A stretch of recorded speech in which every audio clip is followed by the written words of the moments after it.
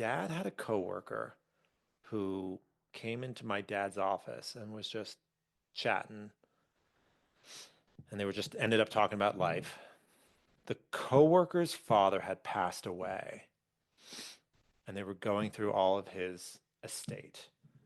Um, and so they were just discussing that generally.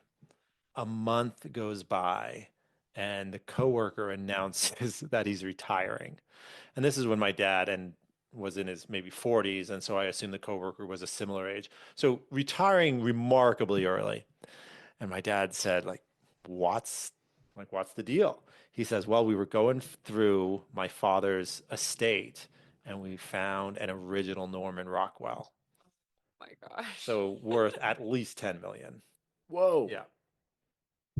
So what Wow. had happened was is the coworker's father was a painter and had been friends with Norman Rockwell. Norman Rockwell had given him a painting.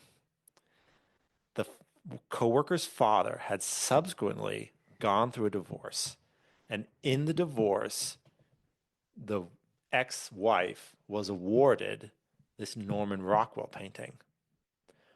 But the father was also a painter.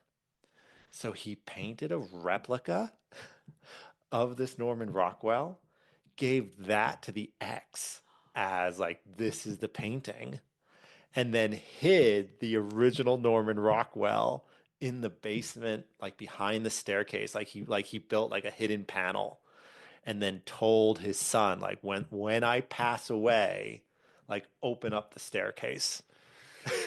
Yes. Whoa. So they open it up and they find an original. And like once they find it and they take it to they take it to the lawyers and they're like, we should get this appraised. And so it was appraised at, I want to say something like 14 million. Oh my And they said, gosh. okay, all right, we're gonna sell it and then we're gonna retire. And that's what they did. Wow, so Wow. they are not holding on to that piece of art because it's beautiful. They are cashing in. I have thought about that multiple times. Like, what if I had like uh, an original Monet or yeah, or a Rembrandt or something like something Mm, that's worth like Big 50 crazy. mil, gobs of 50 money. million, 60 million, 100 million.